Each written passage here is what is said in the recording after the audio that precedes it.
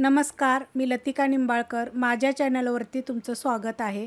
आज मी तुम्हाला मोड आलेल्या मुगाची आमटी बनवून दाखवणार आहे. एकदम झणझणीत अशी. रेसिपी बघितली की लाईक करा. बघा असे मोड आलेले आहेत. रात्री भिजत घालायचे आणि दुसऱ्या दिवशी सकाळी धुवून स्वच्छ बांधून ठेवायचे. तर अशा प्रकारे मुगाला मोड येतले. देशी मूग आहेत बघा, आपले बारीक असतात एकदम. कढई गरम करत ठेवली, त्यामध्ये तेल टाकून घेऊया. 1 ते 1.5 चमचा टाकायचं. तुमच्या आवडीप्रमाणे कमी जास्त करू शकता. 1च चमचा टाकले बघा आणि कडक गरम होऊन देऊया. तेल गरम झालेलं आहे, त्यामध्ये जिरे मोहरी छोटा 1 चमचा, कढीपत्ता, 2 चिमूट हिंग पावडर, थोडीशी हळद आणि 1 मोठा आकाराचा कांदा मोठा कापून घेतला. एकदम जास्त बारीक कापलेला नाहीये.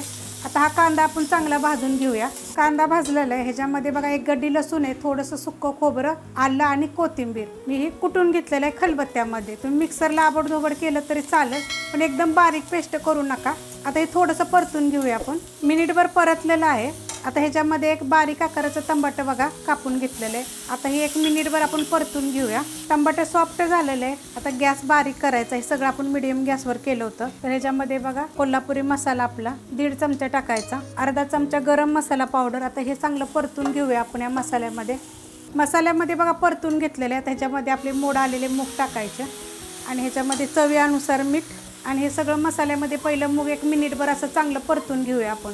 मिनिटभर बघा मसाल्यात परतलेलं आहे. आता गॅस मिडियम करते आणि ह्याच्यामध्ये आता तुम्हाला कालवणाला किती आमटीला पाणी पाहिजे त्याच्याप्रमाणे टाकायचं पाणी. कारण ही जरा थोडंसं मूग शिजायला काय टाईम लागत नाही. ही मोड आलेले मूग आहे ते ना लगेच शिजतात.